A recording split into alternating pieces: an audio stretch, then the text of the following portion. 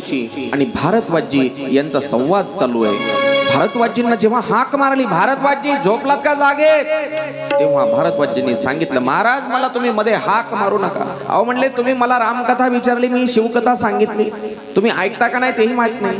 महाराज म्हणले, मला रामकथा तर ऐकायची होतीच, पण तुम्ही जी शिवकथा सांगितली मला ती सुद्धा खूप कथा आवडली, खूप छान कथा है। आपकी कथा तपे हुए जीव को शांति का छिड़काव देने वाली है। तपे हुए जीव को, संसार में तपे हुए जीव को शांति का छिड़काव देने वाली है। बहुत प्यारी लग रही है ये महाराज ये कथा, बस कथा सुनाते जाओ, कथा सुनाते जाओ, बीच में कभी भारद्वाज मत कहो, मध्ये मला हाक मारू नका, फक्त कथा आणि कथा सांगत राहा। तेव्हा याज्ञवल्क्य ऋषीला आनंद झाला, मला असा श्रोता पाहिजे म्हणले। बस बस अब पता चला है कि तुम राम कथा के अधिकारी श्रोता हो। राम कथेचा अधिकारी श्रोता कोण आहे? ज्याला शिवकथेवर प्रेम आहे, ज्याला शिवकथा आवडते, तोच रामकथेचा अधिकारी श्रोता आहे, रामकथेचा अधिकारी श्रोता। हो, म्हणूनच याज्ञवल्क्य ऋषीने सांगितलं, प्रथम ही मैं कही शिव चरित पूजा मरम तुम्हारे। प्रथम ही मैं कही शिव चरित पूजा मरम तुम्हारे। सुचते वक्त तुम राम के रहित समस्त विकार सियावर रामचंद्र की।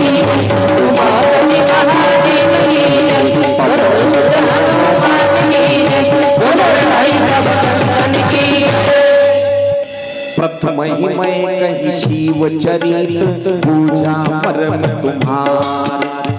सुचते वक्त तुम राम के रहित समस्त विकार। काय भाषा जरी थोडीशी अपरिचित असली, परिचयाची नसली तुलसीदासांची अवधी भाषा, तरी ऐकायला दोहे आणि ह्या चौपाई इतक्या गोड वाटतात खूपच। प्रथम ही मैं कही, मी सुरुवातीला शिवकथा सांगितली आणि ही वक्त्यानं श्रोत्याची घेतलेली एक प्रकारची परीक्षा आहे। विचारली रामकथा, सांगितली शिवकथा, तरी श्रोत्यानं ते निमूटपणे ऐकली आणि तिच्यावर गोडी दाखवली। ही त्या वक्त्यानं म्हणजे याज्ञवल्क्यानं भारद्वाजांची घेतलेली परीक्षा आहे। मी काल सांगितलं, आई, वडील, गुरु, देव या चौघांची आज्ञा यांनी जे सांगितलं बस ऐकायचंच असतं, त्याच्यामध्ये दोष काढत बसायचे नसतात। म्हणून याज्ञवल्क्य म्हणतात, प्रथम ही मैं कही शिवचरित पूजा मरमत। मी तुझी परीक्षा घेतली, खरंच तुम्हाला कथा ऐकायची आहे का उगा वेळ घालवण्यासाठी म्हणून तुम्ही मला कथा सांगण्यासाठी बोलवले? याज्ञवल्क्य म्हणतात, बरं मी नाही। याज्ञवल्क्य म्हणतात, तुम्ही मला काय टाइमपास म्हणून कथा विचारली की काय खरंच कथा ऐकायची? याच्यासाठी मी तुम्हाला अगोदर शिवकथा सांगितली। म्हणले, महाराज असं कसं, टाइमपास साठी कोणी म्हणते का? म्हणले, सांगतो ऐका। एका गावामध्ये, इथं तुमच्या गावामध्ये मंदिरासमोर एक गावातला माणूस उभा आणि दोन माझ्यासारखे अनोळखी पाहुणे गावात आला। एक अनोळखी पाहुणा आल्यावर विचारलं, हो आपल्या मारोतरावचे घर कुठे आहे? म्हणले, मंदिराजवळ गावात एक अनोळखी पाहुणा आला, पहिल्यांदाच आला गावात, त्याला माहित नाही गावातले रस्ते वगैरे घर। बस गावामधला एक हुशार माणूस तिथं मंदिरापाशी उभा होता। म्हणला, तुम्हाला कुठं जायचंय? मारोतरावच्या घरला। म्हणले, मारोतरावच्या घरला जायचंय? नक्की मारोतरावच्याच? हो म्हणले, मारोतरावच्याच। मग असं करा म्हणले, इथून असं सरळ जा, समोर गेल्याच्या नंतर एक बाभळीचं झाड लागेल, तिथून उजवीकडे वळा, तिथून पुढे गेल्याच्या नंतर डावीकडे जा म्हणले, पुढे गेल्याच्या नंतर एक लिंबाचं झाड लागेल, तिथून डावीकडे जा, तिथून पुढे गेल्याच्या नंतर एक आंब्याचं झाड लागेल, त्या आंब्याच्या झाडापासून पुन्हा डावीकडे वळा, तिथून पुढे गेल्याच्या नंतर एक वडाचं झाड लागेल, तिथून पुन्हा डावीकडे वळा। असं करत करत तुम्ही समोरचं त्या वडाच्या झाडाकडे खाली उभं राहून जर पाहिलं तर समोरचं मोठं घर मारोतरावचंच आहे म्हणले, बिंदास तिथं तुम्ही जाऊ शकता। कुठं कुठं जा सांगितलं? बरं, त्या पद्धतीनं तो माणूस निघाला, म्हणला धन्यवाद, येतो बरं का, राम राम राम राम, मला माहित नव्हतं म्हणलं घर, तुम्ही सांगितल्याबद्दल धन्यवाद। बस तो गेला आणि हा माणूस तिथंच मारुती मंदिरापाशी दर्शन घेतलं, ज्यानं पत्ता सांगितलं ते दर्शन घेतलं, बाहेर पायऱ्यावर वट्यावर येऊन बसला। बस हे जे पाहुणा होता गेला, पहिल्यांदा लागलं बाभळीचं झाड, तिथून गेला उजवीकडं, नंतर लागलं तुमच्या जरी झाडं लक्षात राहिली नसली तरी माझ्या बरोबर आहे लक्षात, बाभळीचं झाड लागलं, तिथून उजवीकडे गेले, लिंबाचं झाड लागलं, लिंबाच्या झाडापासून डावीकडे गेल्याच्या नंतर मग आंब्याचं लागलं, आंब्याच्या नंतर मग वडाचं लागलं आणि पुन्हा तो माणूस तिथंच आला जिथून निघाला होता। कुठं आला? मारुती मंदिरापाशी। काय पाहुणे चेष्टा करता का? मी तुम्हाला मारुतरावचं घर विचारलं आणि तुम्ही मला परत तिथंच आणलं मारुती मंदिराजवळ, पूर्ण गावाला प्रदक्षिणा मारून. अहो चेष्टा करता का पाहुण्याची? म्हणले नाही तसं नाही, बसा शांतपणे बसा म्हणले. मंदिरामध्ये माठ भरून ठेवलेला होता, थंड पाणी आणून दिलं. मला वाटलं तुम्ही मला उगाच टाइमपास म्हणून विचारताय का काय, खरंच तुम्हाला मारुतरावच्या घरी जायचंय ही मी तुमची परीक्षा घेतली. अहो म्हणले खरंच मला मारुतरावच्या घरी जायचंय. मग म्हणले हे जे समोरचं घर दिसतंय की नाही हेच मारुतरावचं घर आहे. जा. ही वक्त्यानं श्रोत्याची घेतलेली परीक्षा आहे. आणि यामाग एक दुसरा भाव आहे. राम प्रभू आणि शंकर भगवान यांचं जे नातं आहे हे फार नातं वेगळं आहे. रामाचं आणि शंकराचं नातं दोघही एकमेकाचे आराध्य आहेत. एक एकाचे हृदय गोडी साखरेच्या ठाई. दोघही एकमेकाच्या हृदयामध्ये वास करतात. रामप्रभू जर भजन करत असतील कोणाचं तर ते शंकराचं भजन करतात. रामप्रभू शंकराची भक्ती करतात आणि शंकरजी रामाची भक्ती करतात. दोघांमध्ये 3 प्रकारचे संबंध आहेत रामामध्ये आणि शंकरामध्ये. रामप्रभू शंकराचे सेवक आहेत, सखा आहेत आणि स्वामी आहेत.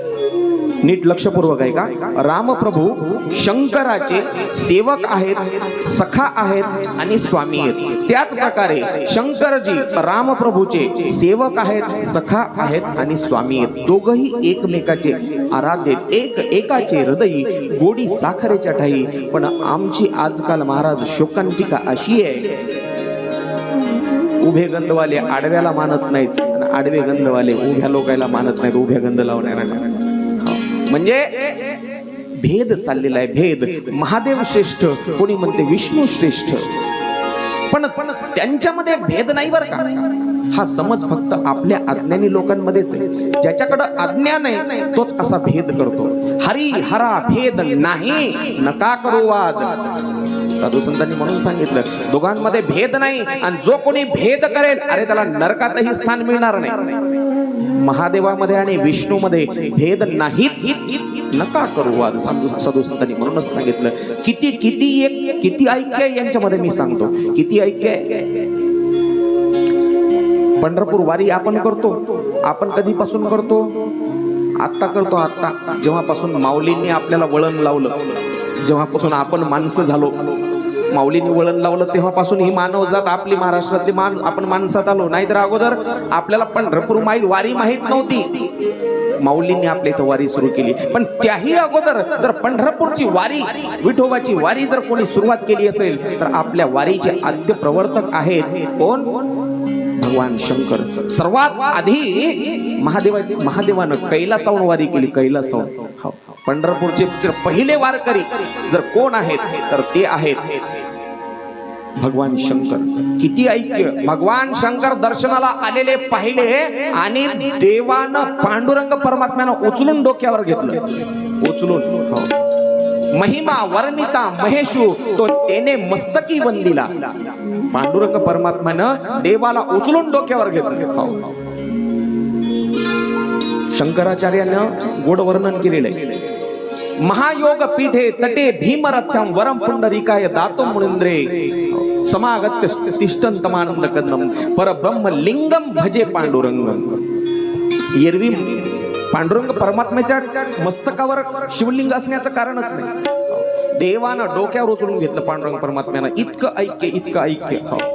किती ऐक्य.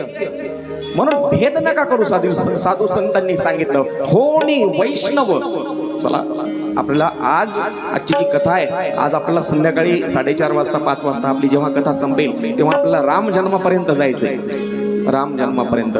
शेवटी आपल्याला कथेमध्ये आज शेवटी म्हणजे आताच्या सकाळ सत्रामध्ये नाही बरं का, दुपारचं सत्र जेव्हा संपेल 4 वाजता 5 वाजता जे काही, त्यावेळेला आपल्याला राम जन्म साजरा करायचा आहे.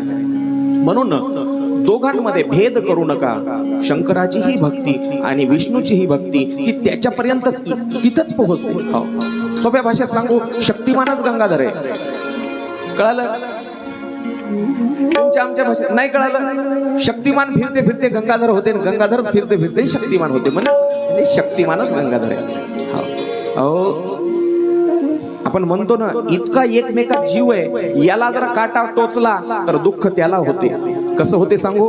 भगवान शंकरानं हलाहल विष प्राशन केलं. हलाहल विष. पण त्या विषामुळं शंकराचा फक्त कंठ निळा झाला, पण विष्णूचं सगळं शरीर निळं झालं.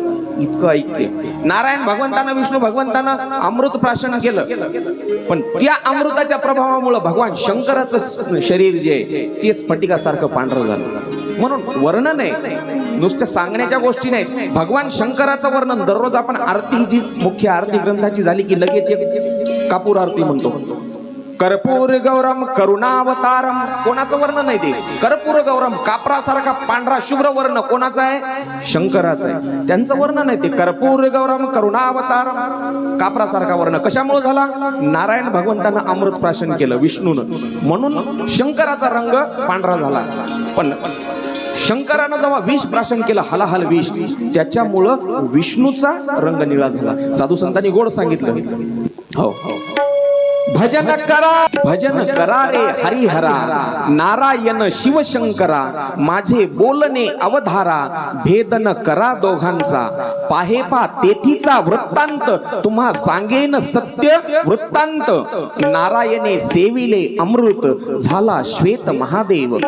इतकं ऐक्य, इतकं ऐक्य. म्हणून ज्याला रामकथा ऐकायची आहे त्याचं प्रेम शिवकथेवर देखील असतेच. ज्याला रामकथा आवडते त्याला शिवकथा देखील आवडणारच. म्हणून याज्ञवल्क्य म्हणतायत, मला आज तुझ्यासारखा, भारद्वाजांसारखा यथार्थ अधिकारी श्रोता मिळालेला आहे, म्हणून आज मी तुला रामकथा सांगणार आहे. खरी आणि खरी रामकथा, तीच रामकथा आपण ऐकतोय जी प्रयागराजच्या ठिकाणी चालू आहे. तीच कथा कैलासाच्या ठिकाणी चालू आहे. कोण? पार्वती शंकराला सांगायली. है का कोणी? है कोणी म्हणणार, विरोध करणार? त्या तुमच्या अशा गुणामुळं आमच्या सारख्याच चालायले. म्हणा ना तुम्ही, महाराज काय सांगायले तुम्ही? पार्वती कुठं शंकराला सांगायली का? पार्वती तर ऐकायली. खोट्याचा विरोध करायला शिका, प्रतिकार करायला शिका. शंकरजी पार्वतीला सांगतायत कैलासावर तीच रामकथा, प्रयागराजच्या ठिकाणी याज्ञवल्क्य भारद्वाजींना सांगतायत, आणि तीच रामकथा या ठिकाणी आपल्या पवित्र हडोळी भूमीमध्ये मागील 3 दिवसापासून चालू आहे. आणि आज आपल्याला राम प्रभूच्या जन्मापर्यंतची कथा गोड ऐकायची आहे. शंकरजी पार्वतीला, आपण काल पाहिलं, पार्वतीला कथा सांगतायत, देवी माझा परमात्मा निर्गुण निराकार आहे, पण भक्तांच्या रक्षणासाठी सदरक्षणाय खल निग्रहणाय यदा यदा हि धर्मस्य ग्लानिर्भवति भारत, जेव्हा जेव्हा धर्माला ग्लानी होते, आणि तुलसीदासांच्या भाषेत जर सांगायचं म्हणलं तर जब जब होय धर्म की हानी, बाढ ही असुर अधम अभिमानी, तब तब प्रभू धरी विविध शरीरा, तेव्हा तेव्हा देव विविध शरीर धारण करतो आणि धर्माचं रक्षण करतो. हो, त्यावेळेला मग तो कधी वराह होतो, कधी मत्स्य होतो, कधी परशुराम होतो, कधी केशव म्हणजे कृष्ण होतो. मालक बाकी काही सांगू नका, फक्त राम का होतो ते सांगा, राम का होतो. इथपर्यंत आपण आलो होतो, बरोबर? म्हणजे आता तुम्ही म्हणसाल ही कथा इथपर्यंत आली होती आणि एवढा वेळ महाराज मग तुम्ही आमचा अर्धा तास काय सांगितलं? याज्ञवल्क्य आणि भारद्वाजींचा संवाद सांगितला आणि शिव हरिहर ऐक्य सांगितलं, हरिहरांचं ऐक्य. हो, रामकथेच्या अगोदर शिवकथा काय येते त्यामागची पार्श्वभूमी. चला पार्वती, तुला ऐकायचंय राम का होतो? हो मालक, मला राम का होतो, राम जन्माचं कारण काय, कशामुळे देवाला राम जन्म घ्यावा लागला? देवी त्याचे 5 कारण आहेत, लक्षपूर्वक ऐक, असं भगवान शंकर पार्वतीला सांगू लागले. तत्पूर्वी आपण आलेले काही नवीन श्रोते, दीदी बस खाली, खाली बसा, लेकराला आपल्या खाली बसवत चला. एकदा भजन करू आणि ते 5 कारण पाहू. हरे राम राम राम हरे हरे, हरे राम राम राम हरे. 5 कारण आहेत राम जन्माची. त्या 5 कारणापैकी पहिलं कारण आहे जय आणि विजय. जय आणि विजय कोण आहेत? जय विजय यांना एका साधूंनी शाप दिला, त्यामुळं देवाला राम व्हावं लागलं, राम व्हावं लागलं. जय आणि विजय कोण आहेत? द्वारपाल आहेत. वैकुंठामध्ये, देवाच्या वैकुंठामध्ये दरवाजाजवळ जे उभे असतात, आजकाल त्यांच्यासाठी आपल्याकडे एक स्पेशल शब्द आलेला, वॉचमेन. द्वारपाल मंदिरावर बऱ्याच ठिकाणी मोठ्या मोठ्या मंदिरावर कुठेही गावामध्ये बी दोन्ही बाजूला दोन असतात काढलेले आहेत का? हा मी सरळ मारू तिकडच. चला, दोन बाजूला दोन जे भाले घेऊन असे उभे असतात, रात्रंदिवस चाकरी करतात देवाची, त्यांना जय विजय असे नाव आहेत, बरोबर. तर ते जय विजय आपली आपली ड्युटी पार पाडत होते. एका दिवशी सनत कुमार, सनत, सनातन, सनंदन आणि सनत कुमार असे ब्रह्मदेवाचे 4 मानस पुत्र आहेत. त्या सगळ्यांना चौघांना मिळून सनत कुमार असं म्हटलं जातं. ते सनत कुमार देवाच्या दर्शनासाठी 3ही लोकात फिरत असतात. त्यांचं वय असं दिसतं 5च वर्ष आहे काही. ब्रह्मदेवानं बापानं शाप दिला, अरे तेवढ्याला तेवढे तर असाल आणि कुठंच जगामध्ये एका ठिकाणी थांबणार नाहीत, फिरत राहतात. वैकुंठामध्ये देवाचं दर्शन घेण्यासाठी भगवान श्री विष्णू नारायण भगवंताचं दर्शन घेण्यासाठी वैकुंठामध्ये गेलेले आहेत. आणि वैकुंठात दरवाजाजवळ गेल्याच्या नंतर द्वारपाल, दोन्ही द्वारपालांनी भाले आडवे लावले. थांबा म्हणले. कुठं चालले? म्हणले देवाच्या दर्शनाला. देवाच्या दर्शनाचा आता सध्या वेळ नाही म्हणले, देव आराम करायले. देवाचा आदेश आहे, नारायण भगवंतांनी सांगितलंय माझी झोपायची वेळ आहे, थकलो मी, जर असं मला आराम करू द्या, कोणालाही मध्ये दर्शनाला सोडायचं नाही.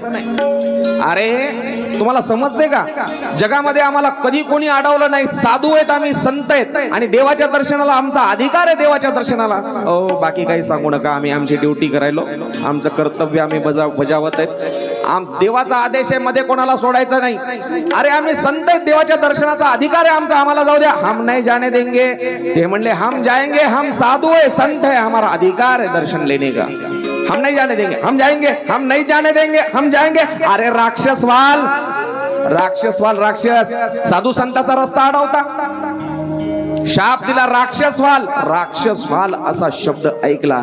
आतमध्ये आराम करू लागलेल्या नारायण भगवंतानं, बस देवानं घाई गडबडीनं निघाले आणि दरवाजाच्या जवळ आले. अरे सनत कुमारांनो तुम्ही? म्हणले हो.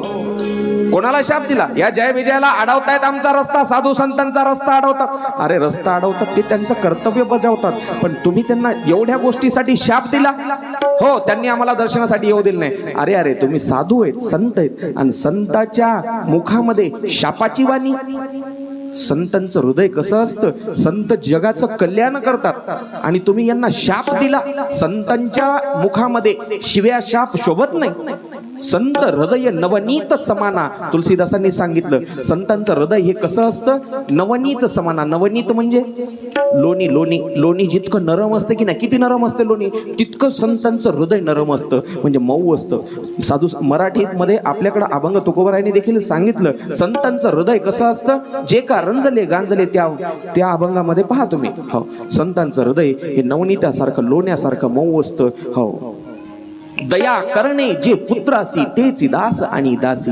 हो, संतांचं हृदय तसं असतं. म्हणून तुम्ही त्यांना जो शाप दिला की नाही राक्षस होण्याचा, माग घ्या, उशाप द्या त्यांना. म्हणले महाराज तुम्ही देव आहेत, तुम्हालाही माहित आहे, धनुष्यातून सुटलेला बाण आणि मुखातून निघालेला शब्द परत घेता येते का? नाही. आपण तर सकाळी उठल्यापासून झोपेपर्यंत शिवश्रापत देण्यावर आहेत. मग त्यामुळं शब्द हे धनुष्यासारखे, बाणासारखे असतात, तलवारीसारखे असतात. एक वेळ तलवारीनं जे घाव झालाय शरीरावर ते भरून निघल, पण आपल्या ज्या वाईट शब्दामुळं कोणाचं जर अंतःकरण, मन दुखावून त्या मनावर जर घाव झाला असेल तर ती जखम जन्मभर भरून निघत नाही. म्हणते ना माणूस, अरे दुसरं काही असलं असतं तर विसरलं असतं, मग त्यानं जे मला बोलला काय मी आयुष्यभर विसरणार नाही, आयुष्यभर. म्हणून शब्द हे बाणाप्रमाणे तलवारीप्रमाणे. त्याच्यामुळे शब्द जपून वापरा. शब्द हो जपून. आपल्या बोलण्यामुळं कोणाचं हृदय दुखावू नये असं माणसाचं वागणं असलं पाहिजे. हो, प्रत्येक गोष्टीतून आपल्याला हे शिकायचंय. हो, आपल्याला उठलं तेव्हापासून कोणाशी कसं बोलायचं, कसं वागायचं हे जर रामायण शिकवत असेल तर मग आम्हाला काय हरकत आहे? का शिकू नये आम्ही रामायण त्याच्यासाठीच ऐकायचंय. कोणासोबत माणसानं माणसाची वागायचं कसं, बोलायचं कसं. हो, आपल्यामुळं कोणाचं हृदय दुखावू नये. हो. मग सनत कुमारांनी सांगितलं, महाराज शब्द वापस घेता येत नाहीत, परत घेता येत नाहीत. अरे उशाप द्या त्यांना. उशाप काय महाराज, फक्त दगडापेक्षा वीट मऊ म्हणतात तसं. 2 प्रकारचा उशाप देतो म्हणले, 2 प्रकारचा. पटलं तर पहा 2 पैकी कोणता मार्ग. म्हणले सांगा. म्हणले यांना 5 जन्म घ्यावं लागतील. आणि मुक्त होता येईल. आणि एक 3 जन्माचा पर्याय आहे. म्हणले 3चा आणि 5चा असा वेगवेगळे पर्याय कसे काय द्यायले? म्हणले 5 जन्म यांनी जर भक्ती केली तर मुक्त होता येईल. लक्षपूर्वक आहे का? कारण इथून देवाचे या श्रापामुळं बरेच अवतार घ्यावा लागले देवाला, बरेच अवतार घ्यावे लागले. लक्षपूर्वक आहे का? 5 जन्म जर यांनी भक्ती केली तर मुक्त होता येईल. आणि म्हणले ते 3 जन्म, म्हणजे 3 जन्म जर यांनी विरोधी भक्ती केली तर मुक्त होता येईल. म्हणले भक्ती आणि विरोधी भक्ती मधला मला एकदा फरक नीट समजावून सांगा. लोक कन्फ्यूज होतात. 3चा आकडा कमी का 5चा आकडा कमी? 3चा आकडा कमी. सनत कुमार म्हणले 3 जन्मामध्ये विरोधी भक्ती करा आणि मुक्त व्हा, नाही तर 5 जन्म भक्ती करा आणि मुक्त व्हा. जय विजय म्हणले महाराज 5 जन्म भक्ती करण्यापेक्षा म्हणजे काकडा, हरिपाठ, पारायण एवढं सगळं करून एका किलोचे टाळप छटाकावर आणून 5 जन्म वाट पाहण्यापेक्षा 3 जन्म विरोधी भक्ती केलेली बरी. विरोधी भक्ती म्हणजे भांडणं करायची, विरोध करायचा, आणि कोणाचा? देवाचाच. 3 जन्म हे सोपं म्हणले. 3 जन्म विरोधी भक्ती आम्हाला मान्य आहे म्हणले. सनत कुमारांनी तथास्तु सांगितलं, देवाचं दर्शन घेतलं आणि तिथून सनत कुमार जायला निघाले. अरे म्हणले दया करा, दया करा, संत आहेत तुम्ही संत. ते म्हणले आमचा शब्द एकदा गेला म्हणजे गेला. देवानं सांगितलं काळजी करू नका सनत कुमारांनो, तुम्हाला 3 जन्म घ्यावं लागेल ना. तुम्ही 3 जन्म माझ्यासाठी राक्षस व्हायले ना, तुमच्यासाठी 4 वेळेला मी येतो म्हणले तुम्हाला सोडवायला. 4 वेळेला 4दा देवाना अवतार घेतला. 4दा सनत कुमार राक्षस झाले 3 जन्म, देवानं 4 अवतार घेतले.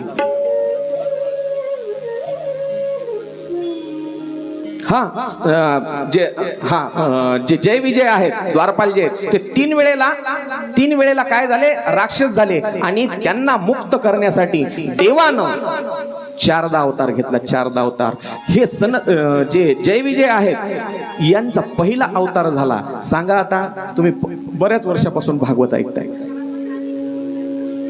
ते नंतर दुसरी जोडी झाली. शाबाश, एकदा टाळ्या वाजवा दीदीसाठी. हिरण्याक्ष आणि हिरण्यकश्यप ही 2 भावांची जोडी तयार झाली. हिरण्याक्ष जेव्हा पृथ्वी रसातळाला गेलेली होती आणि ती पृथ्वी रसातळाला गेलेली असताना भगवंतानी पृथ्वीला वर काढण्यासाठी वराह अवतार घेतला. आपल्या सुळ्या दातावर पृथ्वी उचलली आणि वर काढू लागले त्या रसातळातून, पाण्यातून पृथ्वीला. त्यावेळेला एक राक्षस आडवा आला आणि त्या राक्षसाला संपवला. त्या राक्षसाचं नाव हिरण्याक्ष आणि त्याचाच भाऊ हिरण्यकश्यप. देवाचं नाव सुद्धा कोणी माझ्या राज्यामध्ये घ्यायचं नाही, नाव सुद्धा घ्यायचं नाही, सुळावर जाईल म्हणला. त्याला मारण्यासाठी देवानं एक असा विचित्र अवतार घेतला. आजपर्यंत कोण्याच भक्तासाठी तसा घेतला नव्हता. सगळं शरीर माणसाचं पण डोकं मात्र सिंहाचं, हाताला वाघ नख आहेत, असा विचित्र अवतार घेतला. त्या अवताराला काय म्हणायचं? नरसिंह अवतार. हे 2 अवतार देवानं याच जोडीसाठी घेतले, हिरण्याक्ष आणि हिरण्यकश्यपूला मारण्यासाठी. दुसरी एक जोडी जन्मली याच भावाची, जय विजयाची. हिरण्याक्ष आणि हिरण्यकश्यप यांना दुसरा जन्म मिळाला. तो सांगा एकदा. रावण आणि कुंभकर्ण. रावण आणि कुंभकर्णाला मारण्यासाठीच देवानं राम अवतार घेतला. 14 वर्ष वनवास भोगला आणि तिसरी जोडी यांचीच जन्मली. त्याचं नाव सांगा. शिशुपाळ आणि दंतवक्र. त्यांना मारण्यासाठी भगवान परमात्मा हातामध्ये सुदर्शन मोरपीस घालून आले. हातामध्ये काठी घेतली, घोंगडी घेतली, खांद्यावरून गायी सुद्धा वळल्या. त्या अवताराला काय म्हणायचं? बोलत जरा, सगळ्याला माहित आहे तुम्हाला, फक्त मी विचारलं की तिथून जाग्यावरूनच म्हणतात. कोणता अवतार घेतला? कोणता घेतला? कोणता घेतला? कृष्ण अवतार घेतला. असा गोड भगवंतानं 3 वेळेला जय विजयाला मुक्त करण्यासाठी 4 वेळा अवतार घेतला. 4 वेळेला सांगितले ना 4ही अवतार. त्यापैकी आपल्याला रावण आणि कुंभकर्ण यांना मारण्यासाठी जो राम अवतार घेतला, तो राम अवतार आपल्याला विस्तृतपणे पाहायचा. राम अवतार खूप गोड कथा आहे, खूप आनंद येणार आहे. मागचे 2 दिवस आनंदातच गेले ना. पद्धतशीर सगळ्याला समजते अशी भाषा आहे ना. कसं आहे, आमच्या वसमत तालुक्याची भाषा थोडीशी वेगळी आहे, तुमच्या इकडे भोकर नांदेडची भाषा थोडी थोडी वेगळी आहे. आल्या का गेल्या का काय असंच ना. हा, आमच्याकडे थोडीशी वसमत भागामध्ये वेगळीच चालली, इकडे हे हातगाव परिसर इकडे वेगळी. जिकडे गेलो तिकडे मिसळण्याचा मी प्रयत्न करत असतो, पण तरी पण आता इकडे लातूरला गेलं की मग ते आलाव का गेलाव का खाऊला लाव का असं असते. विदर्भात गेलं की तिकडे विदर्भात काय विदर्भातली भाषा फारच वेगळी महाराज. आणि त्या लोक एवढे प्रेमळ लोक तिकडचे. चला आता विषय निघाला म्हणून सांगतो. मागच्या वेळेला कथेला गेलो होतो, आमची ही सगळी मंडळी सोबत होती. हो, ज्या घरी मुक्कामाची व्यवस्था केली तिथले सगळे प्रेमळ लोक. आपल्या इथेही अमृतवाड काकाच्या इथं तुम्ही सगळी आरामाची व्यवस्था केली, अतिशय म्हणजे स्वतःच्या घरीच आहोत. इतकी चौकशी की चहाला महाराज तुम्हाला पुढच्या वेळेला चहा कसा लागेल हे सुद्धा अगोदर सांगा, म्हणजे तुम्हाला मनासारखा चहा मिळेल. काल नातू आलेला बाबाचा ते विचारायला लागला, महाराज पुढच्या वेळेला तुम्हाला चहा कसा असाच लागणार का? म्हणलं हो बाळा असाच लागणार. अतिशय म्हणजे घरीच आहेत असं वाटायला, काही ताण नाही अजिबात. चला विनोदाचा भाग द्या सोडून. आपल्याला 3 जन्म पाहायचे, 3 जन्म. आणि त्यापैकी त्या 3 अवतारापैकी रावण आणि कुंभकर्णाला मारण्यासाठी